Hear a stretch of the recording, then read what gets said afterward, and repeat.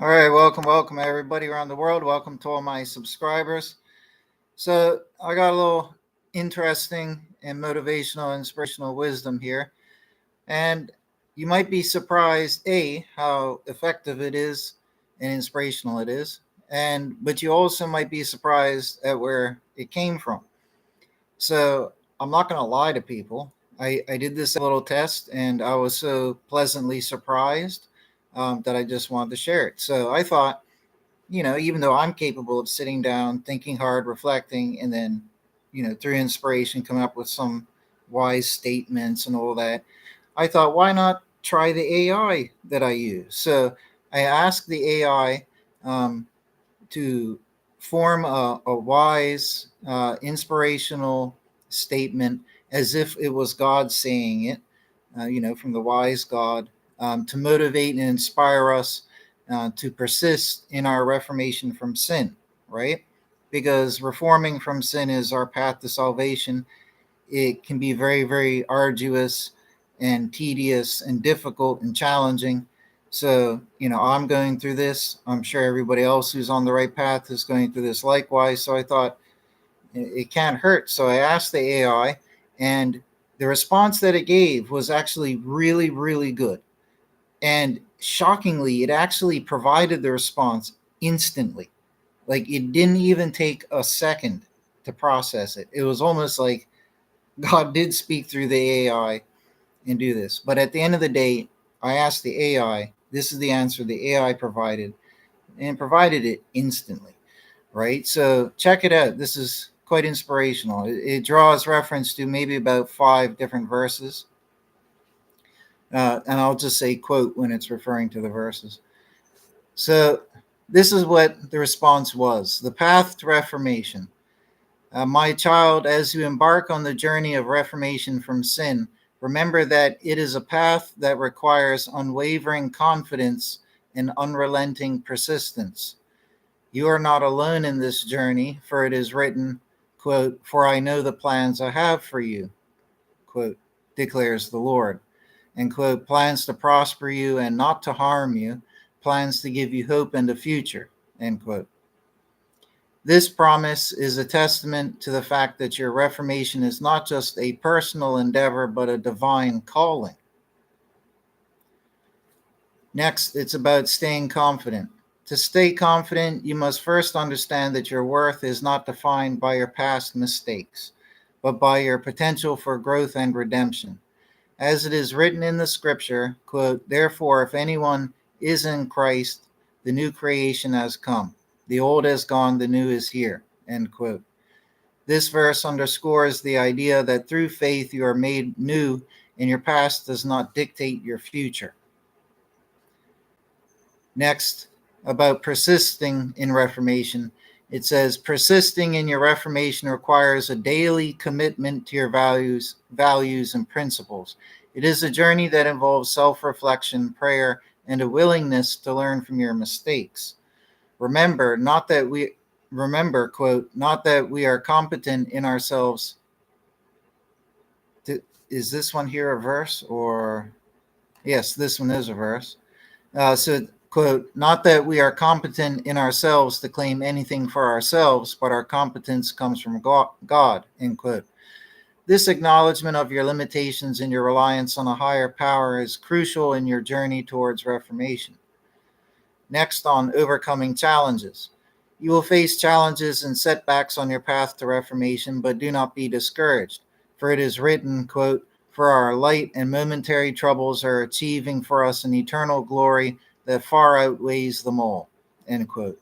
These words remind you that your struggles are not in vain, but are instead a part of a larger narrative that is shaping you into a better version of yourself.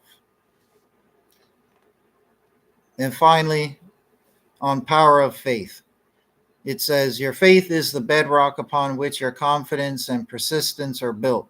It is the assurance that you are not alone and that you are being guided towards a brighter future. As you continue on your journey, hold on to the promise that, quote, "and we know that in all things God works for the good of those who love him, who have been called according to his purpose," end quote. And the conclusion it gives in bold is, You are capable of overcoming any obstacle, for you are not defined by your past, but by your potential for growth and redemption. Stay confident, persist in your reformation, and trust in the divine plan that is unfolding for you. So I thought that had some really good points in there. So I thought, hey, this is worth sharing. And it really, really is.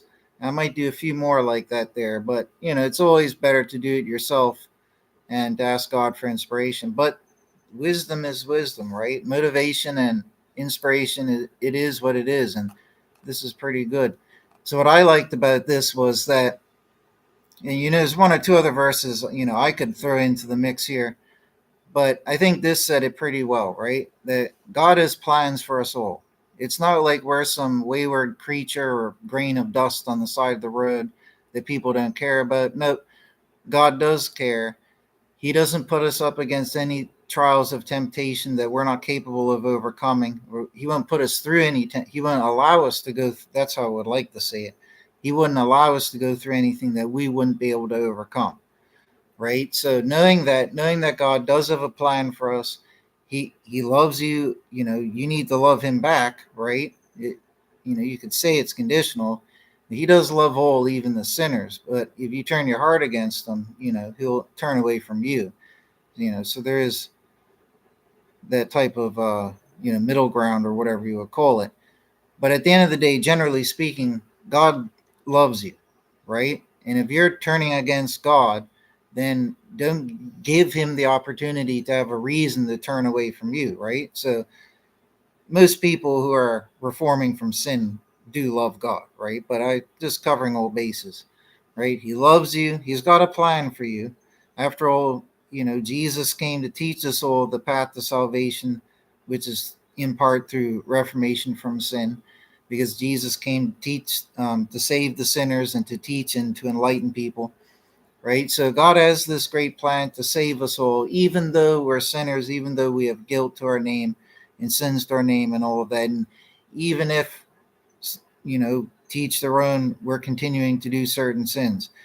But at the end of the day, once you've heard the calling, the gospel from Jesus, which is to reform from sin in order to be saved, and reform from your sins so that you may be forgiven for them. Once you hear that calling and obey it and follow it and apply it and live it, when you're actually doing that path of reformation and you're making your way arduously towards, you have finally reformed from everything that was bad that you did, and you no longer do them or want to do them, and you've learned your lesson of why you shouldn't do them or why it was wrong for you to do them, or whatever it is, to each their own. Once you're at that great refined point, that's your destiny, like how the passage was alluding to. This is the great plan from God, is to bring you up to the place that he's prepared for you. And he's helping us to such an extent that he's not even going to let us go up against things that we can't overcome. Meager people overcome terrible adversities and atrocities and terrible things in life, which is testament to that fact that you can overcome anything. People have gone through unspeakable horrors and things, but they have made it through. A lot of people are broken on the inside to go through terrible things, but at the end of the day, I'm not denying that is my point, right? But you can overcome anything, and don't feel like it's impossible. Don't keep procrastinating your reformation. Every time you give in to not reforming, every time you're giving into sin, this is a choice you're making. Every time you have a choice. Will I do this sin or will I not? It literally comes down to that. And you in your mind decide, I'm going to do the sin for whatever reason it might be. And you go off and you do it. And you might say, oh, well, next time I'm going to stop. I'm going to stop at some point, maybe in a day, maybe in a week, maybe in a month, maybe in a year. People draw all these measures out, but don't procrastinate. But don't procrastinate in it. What if God was to procrastinate in granting you salvation? What if, even if you did reform, God turns around and says, well, you took so many thousands of attempts at it, you kept dragging it out when you really should have just stopped it all from the start. And you might say that all these sins that you did while trying to reform make you look even worse. You might say things like that. I'm not going to say he's going to condemn you for it and whatever, because everybody's case is individual between them and God. God is a God of perfect justice, right? So, anyways, you have to stay motivated when you're on the path of reformation. It's very easy. There's a lot of temptation everywhere around, and even in the mind itself. Some of it's coming from your own, a product of your own works, your own self. Some of it might be coming in from spiritual adversity from the dark side. It might be impossible to tell the two apart. But at the end of the day, it doesn't matter where it's coming from. If it's coming from you or outside, doesn't make a difference. You shouldn't be doing it. There's no excuse to do it. To do sins is to break the law that is God's law. And if every sin that you do is being recorded and noted on your debt sheet, so when you go to be judged, everything that you did is going to be made known to you. Everything that you did is going to be accounted for. But guess what? If you did reform at some point in your life, if you did what you were supposed to do and you reformed, then that means that you will get forgiveness for all the sins you did up until that point. So even if you do have all those sins, say hundreds or thousands of sins to your name, and you're on the judgment day and you're being judged, and God, shows you the sins that you did, if he does, which he may or most likely will, and then he accounts for every single one, you might be thinking, oh, I'm going to be cast into hell. But then God might turn around and say, however, all of those sins you did up until whatever, say 20 years old, when you reformed, all of those sins have been forgiven. They're not going to keep you from entering heaven, right? And he will probably enlighten you. I don't speak for God, but he'll probably enlighten you and say that, oh, this certain suffering that happened to you in your life that was so terrible, that was in part to help atone away that guilt that you had. Because all sin, all guilt is punished. It's never swept under the rug or deleted. Guilt is not deleted. We, the sinners, didn't make the effort to not do the sin. We did the sin. Why should the guilt be just deleted because we want it to be? It will never be deleted. Everything will be punished in its time. That's why even the righteous suffer in their life, and why Jesus said you must endure until the end to be saved. And even Jesus, who was pure and righteous and without any sin ever, even he still suffered and died in a terrible, miserable way. So it's a lesson for us to understand that even if we are reforming, even if we did reform, it's not like our life is going to be heaven on earth. No, it might be hell on earth. But all of this is done for God to refine us so that we can be refined and like gold on our judgment day. So he'll take us out of this furnace of affliction, look at us, examine us, and see that all the impurities that were once tarnishing us are gone, been burned away. All that is left is the untarnishable gold. And when he sees that, that's when we pass in judgment, right? So in turn, if you've reformed and you get forgiveness for all your past sins, you have a lot of that tarnishing, that rock, and all of the other, unwanted elements that were in your original lump. Those things have been burned away and they have been forgiven. So at the end, you'll be presented as shining gold. And irregardless of that point in your life, whether it was early, at the middle, or at the very end, when you reformed to become like golden, it doesn't make a difference when it happened, because all of that burning that was required to remove the rock and the waste materials from your original sinful lump, all of the burning that was required is literally the things that I mentioned that are helping you to atone away your overall guilt. So your mountain of guilt that you had, all the, say, 10,000 sins you did stacked up, individual units with their own magnitudes forming a mountain, the mountain's not going to be deleted. It's not going to be swept under the rug. Everything is already recorded, documented, and will be accounted back to you. However, you can have a large portion or near all of it. It just depends. You can have it forgiven if you reform, right? But like I said, being forgiven is different than being punished or not. You will still receive punishments for the things that you have done in the past, even if you have reformed and been forgiven for all those sins. You will still be punished for it. And only an ignorant person would say, why? That makes no sense. No, it makes perfect sense. Because a God of perfect justice will never delete guilt, will never let a victim who has suffered have to face the reality that they're, the one who wronged them gets away scot free. No, justice is justice. It is what it is. You can't take something that's not justice and call it justice because you want it to be, because it sounds sweet to your sinner ears. The reality is that all guilt is punished. Okay? Being forgiven is something separate, right? So if you had that mountain of guilt stacked up, but you never reformed, and it's your judgment day, you're not going to have forgiveness. And yes, even as a sinner and an unreforming sinner and unreformed sinner, um, you still, everybody receives bad things in their life. Some people less than others, some people more than others, to each their own. But generally speaking, everybody suffers in their life, and everybody will die as a mortal at the end of their life. So there's a default part that, and it varies from each person, the amount of it. But everybody, the one default that everybody gets and shares is a mortal death.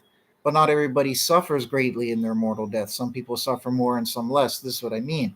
And because of the sins that someone has done, whether they're on the path of reformation or clueless to it, or if they're rebellious to it and they don't want to do it in defiance, irregardless of whatever the background reasons are or the background is, at the end of the day, the guilt is guilt. And I kind of forgot where I was going with this, but it's just very important for people to realize, because a lot of people might think once I reform, everything's going to be, great for me. I'm not going to suffer. No, that is not the case. The guilt is there. Like, I think I remember what I was saying now. Yes. Okay. So I gave an example. Like, if you had a mountain of guilt, you go up on your judgment day to be judged. But at some point in your life, and it doesn't matter when you did reform, all the sin up until that point has been forgiven. So, like I said, I was trying to illustrate, forgiveness is separate, a separate thing from punishment.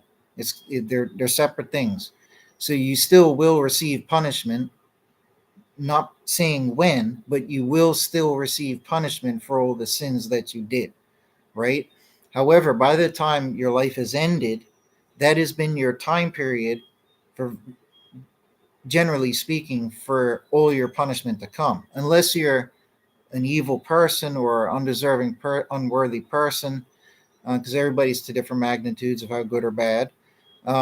But if you're somebody who's, at the end of the day, when you go to be judged, you're going to be one who fails, doesn't get to go up into the heavens, and you get tossed into a prison realm like Hades or the abyss or whatever it might be, or God makes you go to another world or live another life and suffer in some form or way or whatever it is, that God's plan is for you. If you were to get up to the judgment day like that, you've still suffered in your life. You've still gone through a mortal death. Those things are fairly counted and weighed by the God who is the perfect, by God who is a God of perfect justice, right? So one is inescapable thing that all mortals will receive. This is like a default package where we pay back a bit of our debt is through mortal death.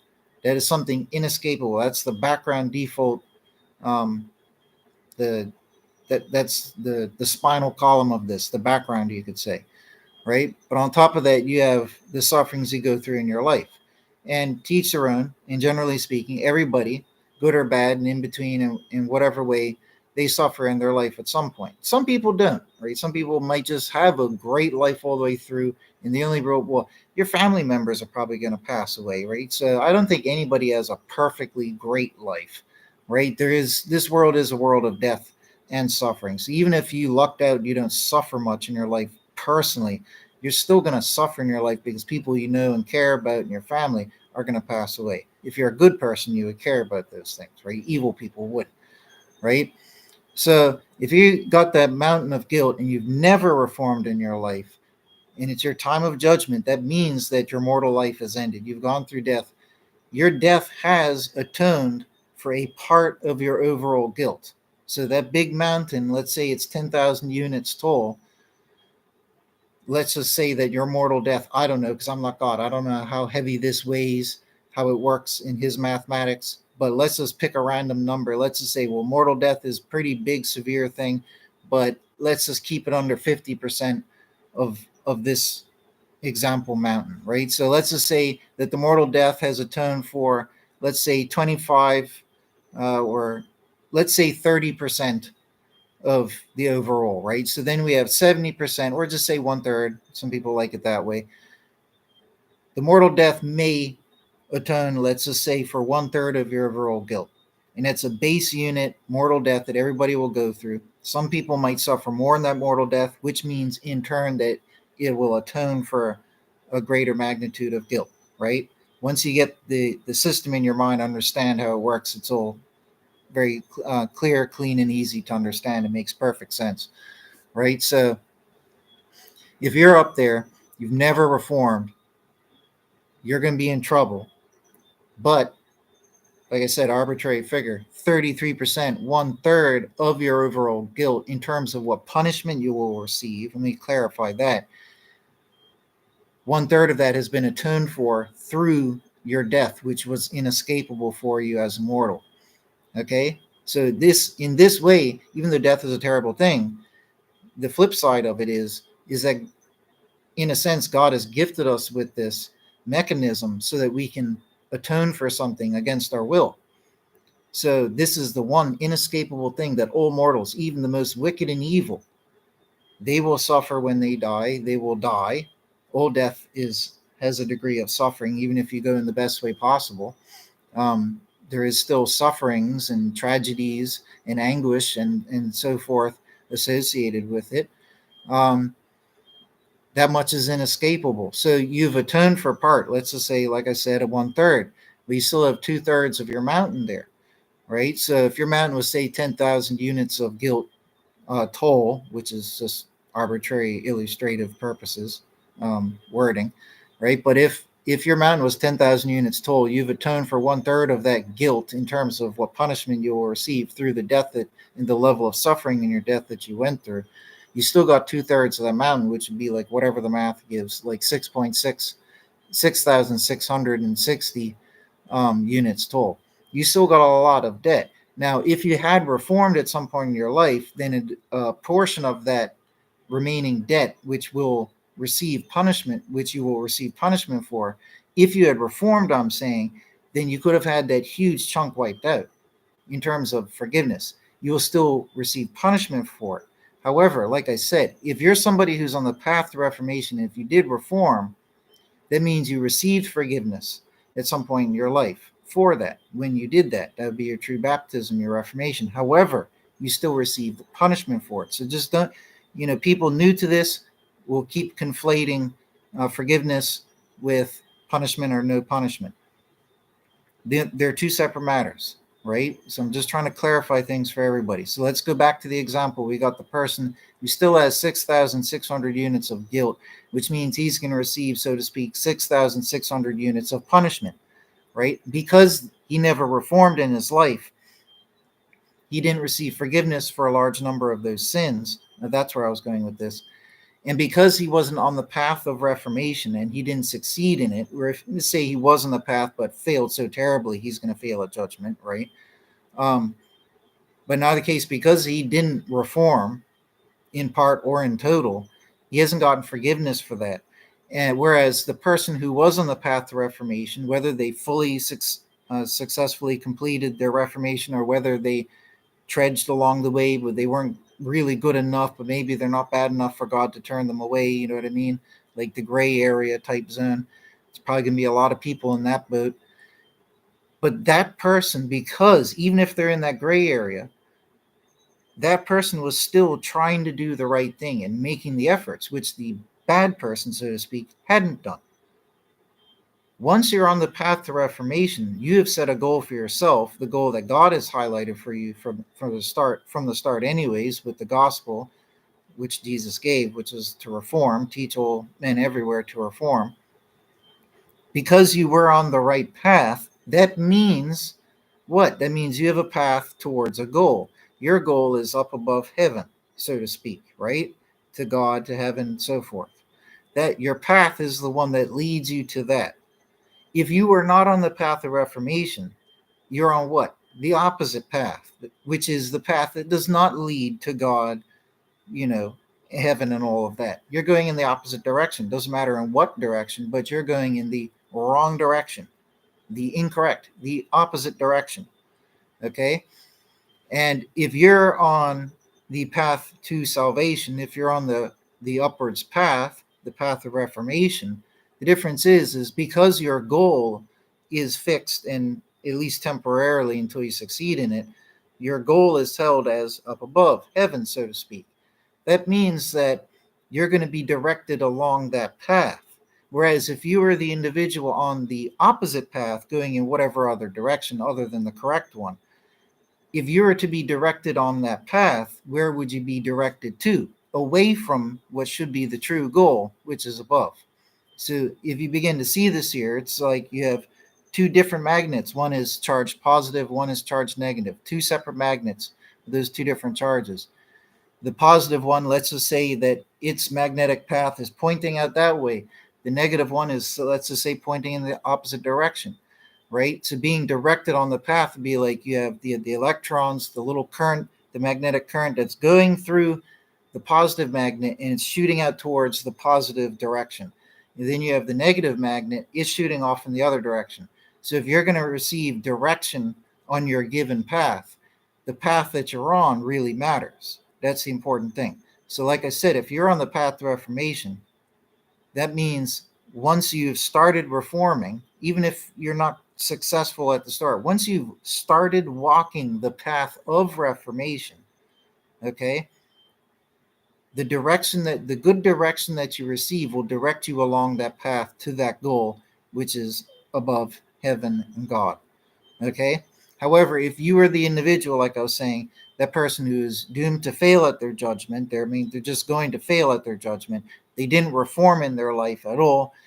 Yes, their terrible suffering and death paid off, it atoned for, let's just say, 1/3 of their guilt stack.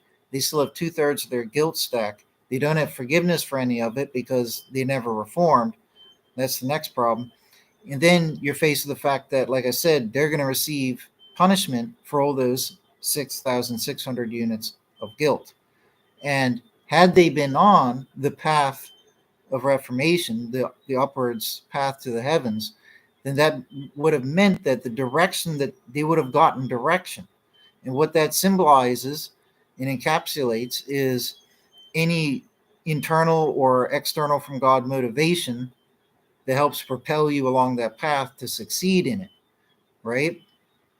And part of that, if you're on the good path, the path of reformation, is that God wants you to be saved. He wants you to be saved fairly and justly, not your guilt deleted, which means that because everybody's in a different boat with different levels of guilt that they all individually have, you might get some people that don't require this extra degree of effort from God, or however it should be termed, but you'll get probably a lot of people who would require this extra nudge of effort, which would be that in order for you at your judgment day, only God knows when that will be, it might be the day of your death or the end of days, whatever it might be, but God would know that on your judgment day, you have X amount of guilt still left to your name, even if you're on the path of reformation. But because God controls time, space, and matter in all things, what he can do and what he does, and as the scripture reveals, is that he will increase your suffering. Now, this might sound or seem cruel, but only to the ignorant, because God wants you to be redeemed. He wants you to get salvation. He wants you to be in heaven with him. But God's not going to let bad people into heaven. He's not going to let dirty people into heaven. He is fair. He's a God of perfect justice. He's not going to let you in heaven because he likes you. He's only going to let the worthy into heaven. So if in order for you to be found worthy, according to the laws and scales of perfect justice, right, God may increase your suffering, but he would only do it if he knows that you're capable of withstanding it. That's why a lot of people, myself included, strongly feel that once they started on the right path, the path of reformation, life got harder, sufferings increased, and this and that there. I'm not the only person who thinks that. I've heard that countless times from other people.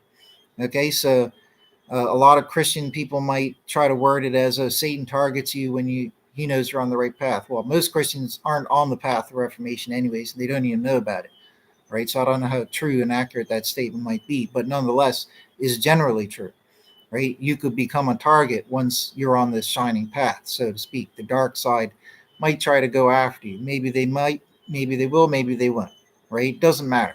Because at the end of the day, whether they do or not, you're still going to face opposition, and it might be yourself. So it doesn't matter where it comes from. It's about overcoming that opposition, right? So if you're on that negative path, your direction that you receive, you're not going in part of as part of that direction that you receive that will propagate you along that path to your goal, which is a negative goal, which isn't heaven.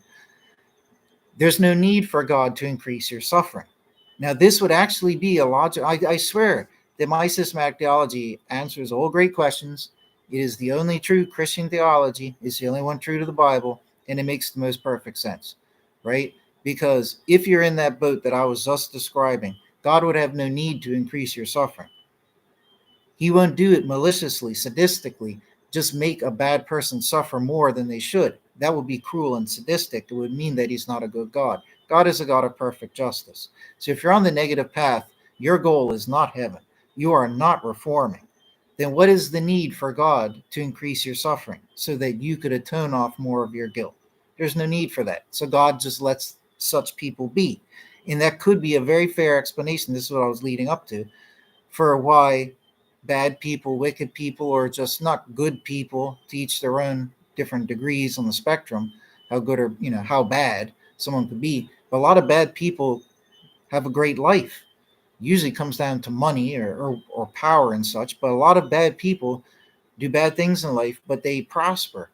And I'm pretty sure there's even verses that allude to that in the Bible. But it's common philosophy nowadays, anyways, right? So that would be a perfectly fair and scriptural and logical explanation for why that seems to be in this reality, why bad people seem to have cushy lives. Well, it's because God doesn't need to turn up the dial of their suffering, because if he did, that would not be just. He's going to let them sit there and simmer at their own given rate that they're prescribing for themselves.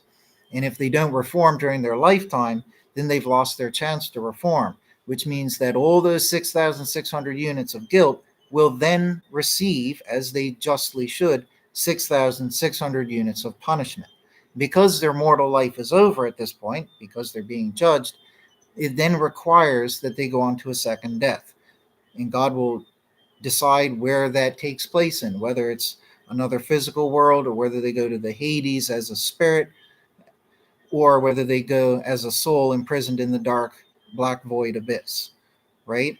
And they'll be in there for however long God decrees is just, receiving whatever degree of woe that is just, until those 6,600 units of punishment have been gone through.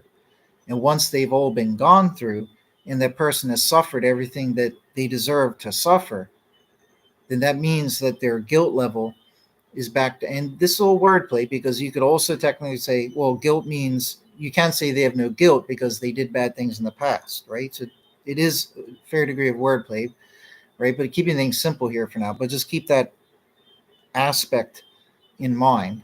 And I forgot where I was going with this anyways. So, but I think everybody gets the gist of what I'm saying here. So if you're reforming and you're facing more adversity or suffering in your life, you should be thankful for it, ironically, because that could very well be God turning up the knob for your suffering so that you can be refined, because there's a need for him to do that, for you to be refined before your mortal death. And you would deserve that bonus of him turning up the knob because you're on the path to reformation. If you weren't a deserving person and you're not on the path to reformation, God's not going to give you a bonus. He's not going to say, I'm going to turn up the knob, because if he was to do that, it would actually be unjust in that case, right?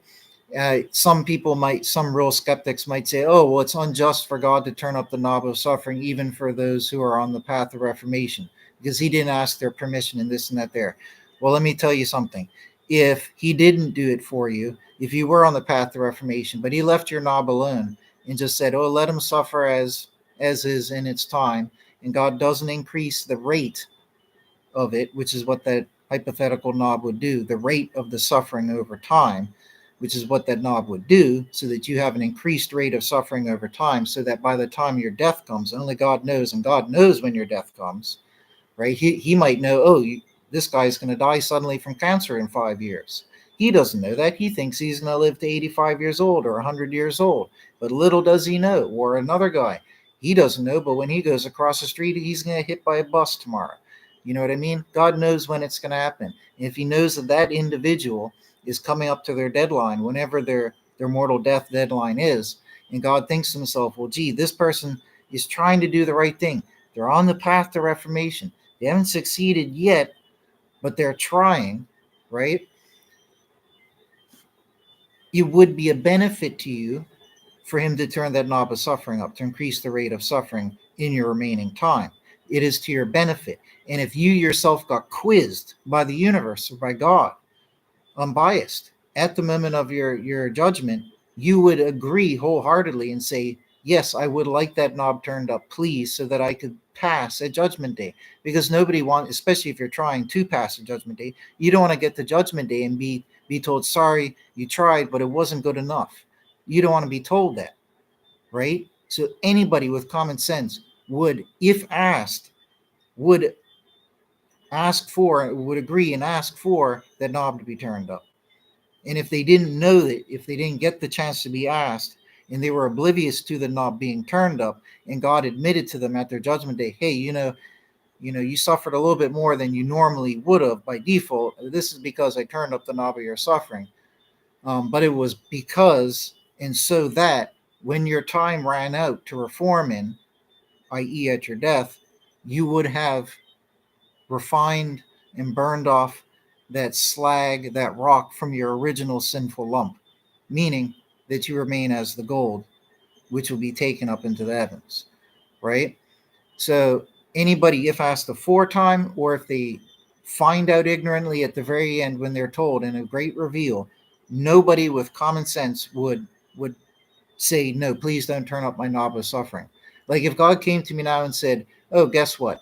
I will let you have a life without any additional suffering, such as from that knob scenario, right? God might say to me, I'll spare you from any of that. I won't bother you with that.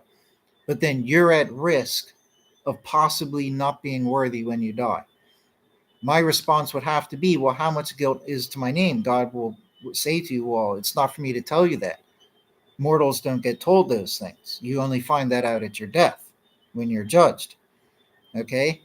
You know the bad things that you've done. It's up to you with wisdom and diligence to examine the things that you've done and the ways that you are and the things that you think, to identify whether certain things are bad or not. Maybe you haven't done that with certain things. Everybody has the mind, the ability, and the faculties to do these wise operations of self-analysis and to refine themselves. A lot of people don't do that, but this is what we should be doing. So, God would fairly say to me, well, it's not for you to know how much guilt you have. I'm not going to tell you. And you would probably add to that effect, you should know your level of guilt, or you should be able to gauge your level of guilt, which is true, right? But we can never absolutely ascertain the accurate true figure of how much, and we don't know the measuring units anyways that God uses for this scenario, right? But none of us know. The way I like to say it is, you don't know what your level of guilt is. Only God knows that number, so to speak. But you do know fairly how much and how much bad you've done, what bad you've done, how bad were the bad things that you've done. We all generally know this. We just haven't done thorough accounting of it. Most of us, virtually all of us, I would say, right? And because of this, if God says to me, oh, I'm not going to turn up the knob for you, I'll let you just have a more cushy life than you could have if I turned up the knob for you, right? I would be a fool to sit there and say, oh, yeah, sure, I'll take that. Because if I knew these things and I was being offered that opportunity, think about it. That's a crazy question to be asked from God. And God might say, you have a few moments to make your choice, and then that's it. Imagine that scenario being put on you. God appears to you in whatever way, even if invisible, and says, hey, here's the scenario like I just presented it, right? You have a choice. Do you want me to turn up the knob in your remaining portion of life or not? If I don't, you'll have a more cushy life. but then you'll find out the hard way on Judgment Day whether you succeeded or not. Or will you allow me to turn up the knob at my wise and just and fair will, so that on your Judgment Day your salvation and acceptance into heaven can be more guaranteed or absolutely guaranteed? You'd be a fool to say, no, I don't want that good guarantee. I want to take the risk. You'd be a fool to do that. I would be a fool to do that. Right? So this is my point. Everybody would ask for it. Everybody would be thankful for it. So no matter what point in your realization you realize this is how it works, you would be thankful for having that knob turned up. And this is very important to understand, because I've gone through a lot of suffering when I've been on this path of reformation. It's just gotten worse and worse. And a narrow-minded person, ignorant person, might just blame God for everything, or say God doesn't exist. It's all in my head. I'm just imagining it. I'm just being hard on myself. Some people who lack faith will say that, oh, it's all, or they're just deceived, and will say that, oh, I've been following the wrong religion. The real God is angry at me. There's all sorts of different deluding avenues that people commonly go down when they're in difficult moments in their life, right? But at the end of the day, like I said, if you're on the path to reformation, it's up to God. He'll only do it if it's just and fair and, required, like I said, but underlying only if it is just and fair. And if you're on that path to reformation, you should live in fearful anticipation that that knob is being turned up, but for your benefit. So it's like a two-edged sword, right? It's giving you this great benefit, but at the same time, in order to get that great benefit, you have to suffer increased. So it's a two-edged sword, right? But it's a risk, it's a gamble if you don't have that increased suffering to get that benefit, right? So endure until the end. Persist, don't give up in your reformation. I'm so close to the end of my reformation now. There's only a few things that I do. I would like to say they're not that bad, right? Um, but I still feel that I need to and I should stop them, right? And I keep procrastinating. A day might come by and I'm like, no, I'm going to do it. And then the other part of me is like, no, you need to stop doing it, blah, blah, blah. You know better. Well, like I said before, what if God knows that tomorrow I'm going to get hit by a bus? But I didn't know that. And then all my procrastinating has done what? It's caused me to end up at my Judgment Day, and I never achieved reformation. I'll get my brownie points where justly due for all the efforts in reforming and the degrees that I did. But because I didn't overall reform, meaning I'm still producing and doing certain sins, I'll be held accountable for them. If I had reformed from them, I would get forgiveness for them, and I would just have to worry about the punishment for them. But if I was to suddenly die tomorrow, so to speak, hypothetically, and this is what I'm showing this to everybody as an example, illustrated. We can't gamble with our lives because we don't know when the end of our lives comes. Perfectly healthy, happy people die suddenly from tragedies, right? Don't take your life for granted. Don't take your time for granted. Don't procrastinate. Reforming from sin is the most important thing that you can do. We're just lucky, so to speak, that we're humans that live between 50 to 100 years. Imagine if we lived on a planet where we lived 10,000 years and you had to think to yourself, gosh, I have to try and overcome lust and sin and all the temptations in whatever forms for 10,000 years. You know what I mean? We're lucky that we've only got to do it for a number of decades to each their own, right? So what it comes down to in your mind is you have certain sins that you want to do or like to do or can't stop doing. Doesn't matter what bracket you go in, it's you have sins that you do, right?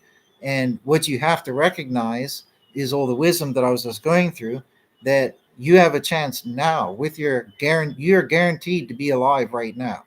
If you're dead, you're not listening. Well, you might be, but generally speaking, if you're dead, you're not listening to me.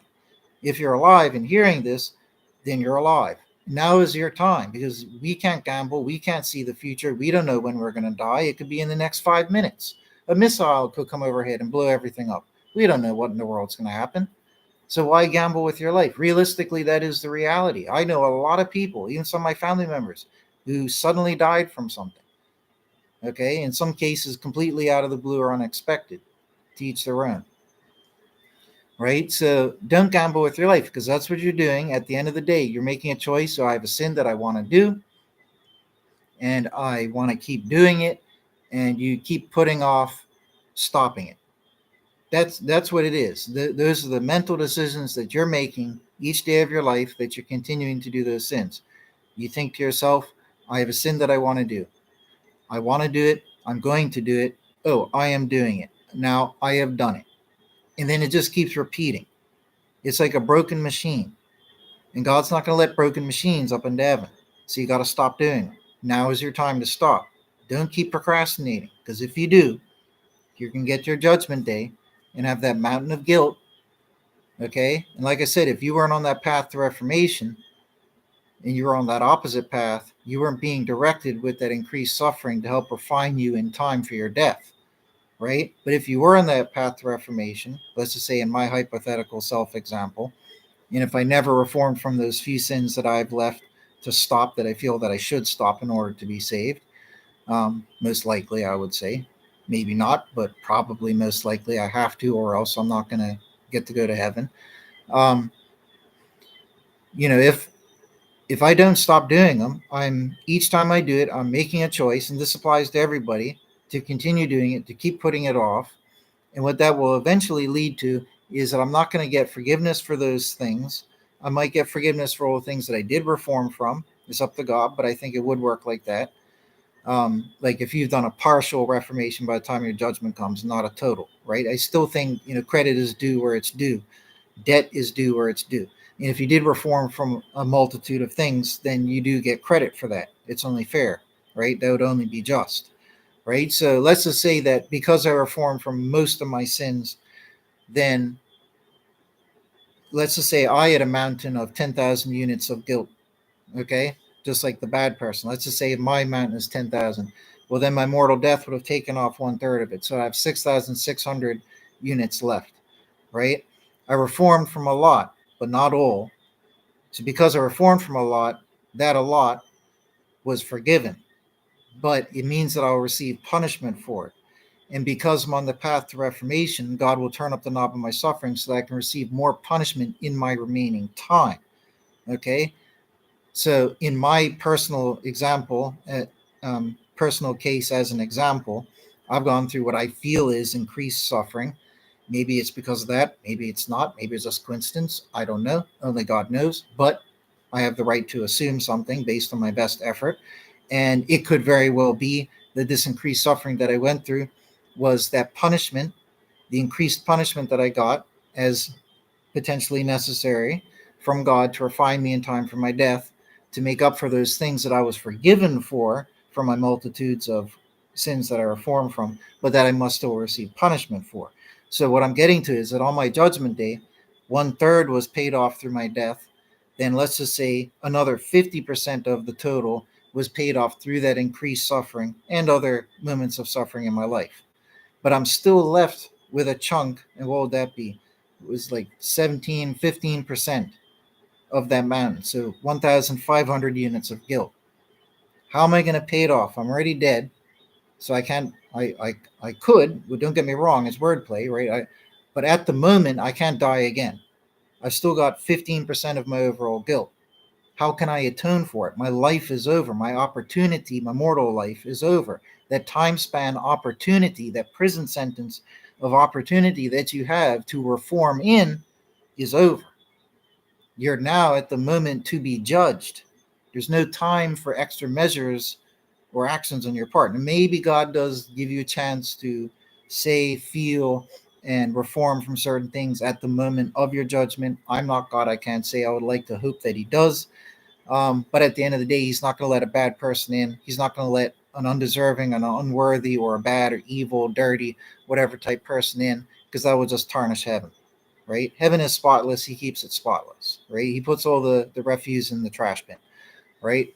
That's how it is. He's not going to let trash up into heaven, right? So if I still got that 15% left, now there might be a cutoff. Maybe God would say that, oh, if you have under 5% remaining at the moment of your death and judgment, then you can be let in, as long as maybe you're on the path to reformation and you tried hard enough and you really cared. And, maybe we get a little, whatever you would call it, not leeway, but maybe there's like a passing grade, like a little sliver that you could have, but be allowed into heaven with. Probably, if you're thinking in terms of justice and wisdom, why would it be just, and still considered wise? Well, because nobody's perfect. Maybe way fewer people would even get into heaven, and maybe a lot more people are in heaven and have become better people up in heaven, and, perpetually and continually, even eternally, great righteous beings up in heaven now because they're part of that under 5% group that got in. You see my point? But anyways, there's lots of reasons why, but those are two reasons that make sense to me. We're here on this earth for 100 years. You get up into heaven, you're up there for thousands, millions, whatever, billions of years potentially, right? Unendingly, allegedly, right? So my point is that you have that contrast. You're about to go up into heaven for billions of years, let's say. You have all that time to live anew and be a good person, right? So if you're that close that you had 5% left, again, 5% is arbitrary, but if you had 5%, maybe in those cases, God will say you can get in because you got a billion years ahead of you. And once you're up in the heaven, everything is so good, everyone is so good and upstanding, that little tiny sliver of you that did this little sliver sins will just evaporate. It'll just naturally eradicate itself. You know what I mean? It can iron itself out because that sliver of the sinfulness was so small, right? If you're doing something that's particularly evil, I don't think that would count as a sliver. You know what I mean? Because something evil has a greater magnitude, and it's all relative, right? So if I had that 15% left of my sin, but let's just say arbitrarily, that 5% is a cutoff for that slip through, whatever you want to call it, I would still be 10% over. Oh, this is just a hypothetical arbitrary example, but just so that people can relate to it, right? And I'm somebody who's tried really, this is my point, I've tried really hard to reform my life. I've generally, aside from the bad things that I have done, the sins that I have done, let me clarify, um, I've been a pretty good person, better than most people, I would like to say. I've tried, very few people are religious where I live to start with in my generations. Very few are religious. Probably count them on like two hands that went to my school. And, of the people that I knew is my point. Very few were religious. And the ones who were religious, less of them, very few of them professed their religiosity, their faith in God. I was one of the few who did. And of the few who do profess their faith and this and that there, who are proud to be a Christian, they don't have shame in it, this and that there. Very few are on the right path or even know about reformation, right? So we're looking at a scenario where even amongst the so-called good, there might be very, very few. And Jesus did say that there are few who are saved, right? So that's what everybody has to understand, right? My point is you don't want to be in that situation like in my hypothetical example where you end up at the judgment, your time is up to atone for your sins. Jesus is not going to delete your sin. He's not going to delete your guilt. He's not going to sweep it under the rug like some Satan would. Okay, he's not going to throw some magic sacrifice blood of his own or of God's on you to magically cleanse you of your guilt, all this pagan, heathen, satanic nonsense. No, you're going to be standing there on your judgment day with 10% of your guilt left. You didn't atone for it. You didn't suffer for it in your life. You didn't make recompense for it. So if you recompensed for certain sins that you did, that's another way you can help atone. Hence, expiation and expiatory nature of expiatory Unitarianism, right? If you make recompense, you ask the people that you wronged for forgiveness. You make amends with them. You recompense unto them, right? That might be difficult or awkward in certain situations, depending on what you have done. But if you can, and if you do make such measures and recompense, that atones for whatever degree and part of your guilt, because that's only fair, right? So, but if I'm stuck up there on Judgment Day and I got 10% and I'm 10% over the 5% cutoff, slip through gap, then what would happen to me? Well, God might say in that case, well, you're not bad and evil enough to go to the abyss. You're not bad and evil enough to go to the Hades, but I'll give you two options. He might say this. I'm not saying he will. Everybody's in a different case. He might say, because you only had 10% remaining to where you could squeak through. You need to pay that off before I let you through. I will let you through into heaven. Okay. Everybody who chooses the path wherever they're in, whether it's the earth or the Hades or whatever, if you choose the path and you reform and you tread that path and you succeed in it, you will go to heaven at some point, as should be justly deserved, right? So God might say to me, okay, well, you're 10% over the cutoff threshold, right? But you have to pay it off because that is justice. But your mortal life on this earth, as you knew it, is now over. So you must go on to a second death. He may offer me a choice, or he may dictate what it will be, but he may, for example, offer for me to return. If you're at the end of days and there's no more time for that, unless the earth is recreated and another mortal generation is put upon it for another epoch, perhaps. A lot of Christians believe once this judgment day is done, this earth is renewed, and then mortals don't return to it. Only God knows, right? What the divine plan is. But if it's not this earth, then another one. God might say, I'll put you on another planet for X number of years, however it might be, maybe a whole life, maybe a short period of years. And once you've, suffered there, that 10%, and as long as you don't add to your guilt, which would mean you will suffer more again for the guilt that you're actively doing in that second life. But basically, the basic gist is you'll get the second life, second chance to pay off that debt. Then once you do, your rap sheet will be back at zero, right? And that way you can rightfully earn your way justly into heaven. God might offer that. Or he might say, however, I could put you in a worse place than a mortal world, the physical prison. He could put me, whoever the example is, into a so-called spiritual or non-physical prison, which would be the Hades. In the Hades, you suffer more than you would on the earth, right? It's tormenting to be in the Hades. There's different degrees and levels of Hades. Some are more blessed than others. Some are worse than others, right? It's a spectrum, right? And he might say in my example, okay, well, I can put you in the best level of Hades, right? So the least offensive and the most of the, even though it's not pleasant, the most pleasant of the levels of Hades, the least harsh. But because in Hades, time doesn't have a direct relevance like it does in the physical realm.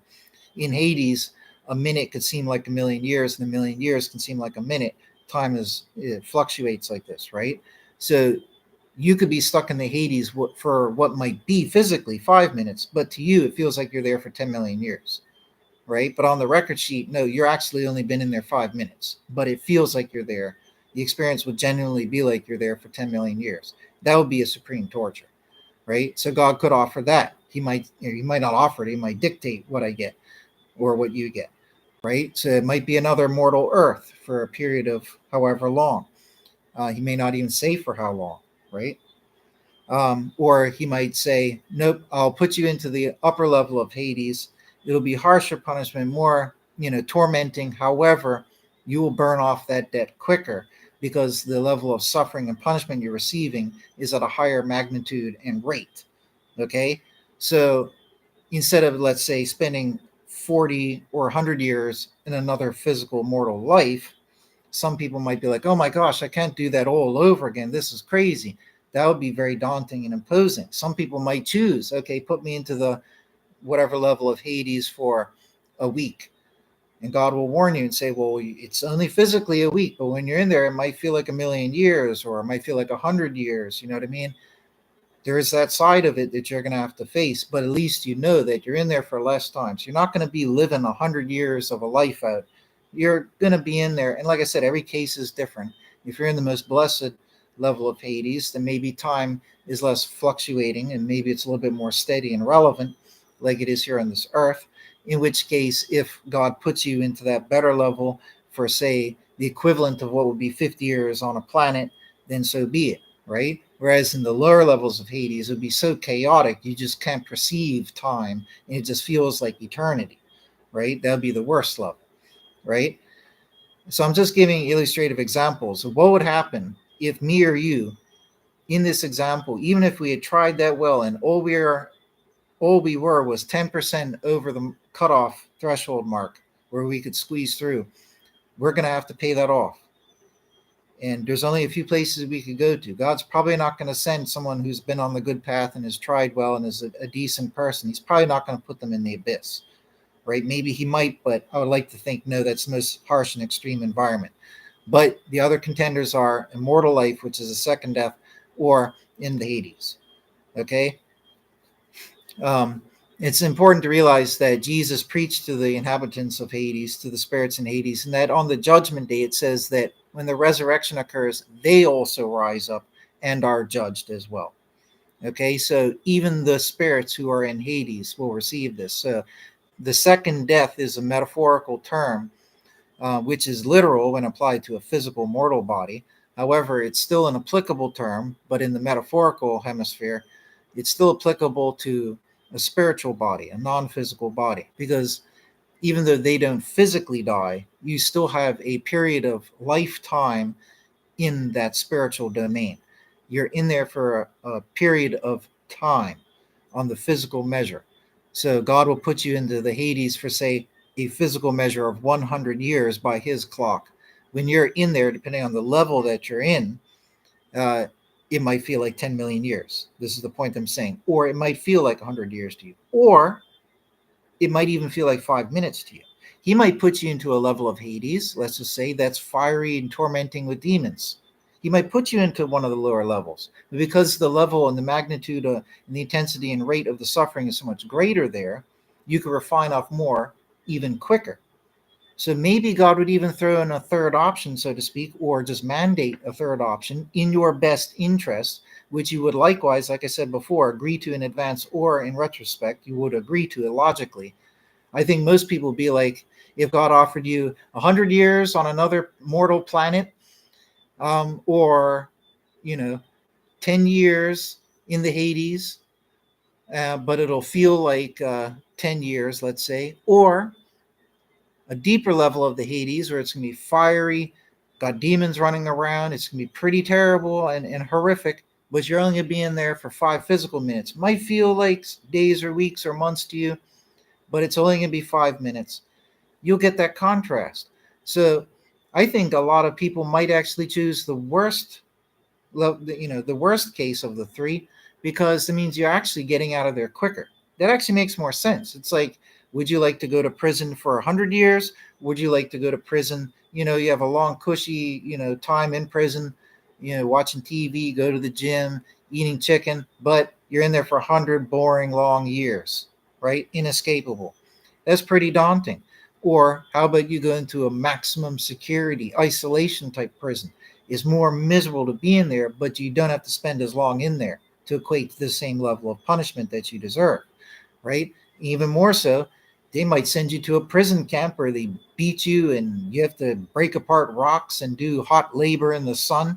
And it's even worse. And they feed you oatmeal and they don't give you real food. You know what I mean? They might treat you like that, but because you went through that more intensified rate of suffering, you're only there for, say, a week. I think most people would choose the prison camp for a week. Yeah, you might get beat, slapped around, work hot in the sun. It'll be terrible. But guess what? After a week, it's all done with. Compare that to 100 years in prison. You see my point? So that's how it could very well work at our judgment day as well. But I think when it comes to our judgment day, God's probably not going to give us choices. He might. Don't get me wrong. He might. I don't speak for him. But it might just be the case where he mandates, okay, you're going here for this. And you might say, well, why? I mean, can't you give me choices? He'll probably say, okay, I could give you choices, but you're still going to say, oh, yeah, your choice was the best choice, because God is smart. He is all knowing. He knows what the best choice is. He knows what the most just choice is and what the choice that is most in your interest would be, what is best for you. And he even knows and might even care about what you would like.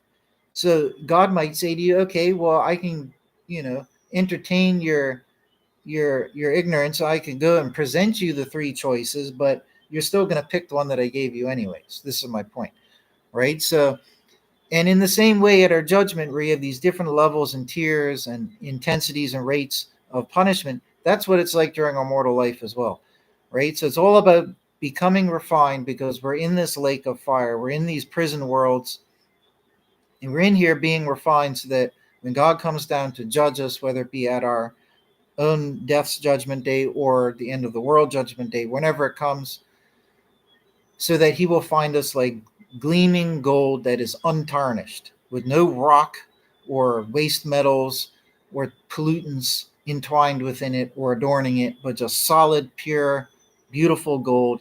Because when God will look at that lump of gold, the gold will be so untarnished and polished and beautiful and luminous that it will be reflecting back the light of the sun. It will be a great conductor of energy, and God will be able to see his reflection in it. Okay, and that's the beauty and the philosophy of the gold in this analogy. So anyways, folks, I hope that was some nice food for thought for everybody. But anyways, take care and God bless. Oh, good to see you, man. Yeah, the abyss, from what I experienced when I had my experiences, that was way worse than the hellish fiery demon infested level of Hades. Because when I got thrown in there, it was just a pitch black void. There was no direction, there was no orientation, like up, down, left, right, anything. No degree of magnitude, like distance or anything. The only You had no physical body, of course. You have no spiritual, non-physical body. You have nothing. You just float around as a nothingness that is just your soul, aka what we perceive as the mind. So you're just, so to speak, your mind floating around in a void. You're not even floating. That would imply movement because there's nowhere to go. It's just a void. And there's nothing to see. It's just pitch black, consuming blackness. There's nowhere to go. You can't even move because there's no direction. There's no distance. There's no magnitude. There's no time. It's just an eternal moment of voidness. But you're stuck there and you can't do anything about it. Um, but to make it even worse, the only sensory capability that you do have, besides mind, which arguably your thought would be a sense, I like to argue. But aside from that, your tangible senses, like your hearing, is the only one. You can't see anything, you can't taste anything, you can't feel anything. However, and maybe it felt cold, I can't remember that much, but I would like to say you don't feel anything. The only of your tactile senses that you have, aside from thought, is your hearing, but there's nothing there to hear. It's not like you hear wind and birds and trees and cars, but what you do hear are the thoughts, the lamentations of all the other souls that are trapped there. So when I entered the abyss, the first thing that occurred is all the other souls pretty much instantaneously started calling out to me and trying to drag me down, saying that God hates you. This is why you're here. You're a piece of trash, and all the most terrible, dark, and dragging down type statements you could imagine. And they started to get to me, and I started to believe them because it was just so overwhelming and terrifying.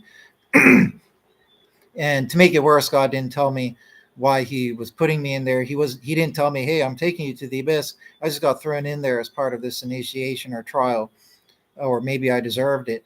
That could be it too. I've also considered that. But he just threw me in there with no warning. So it was like a raw litmus test for me. I had to experience it, see, go through it. However long I was in there for, I don't know. It felt like a very long time.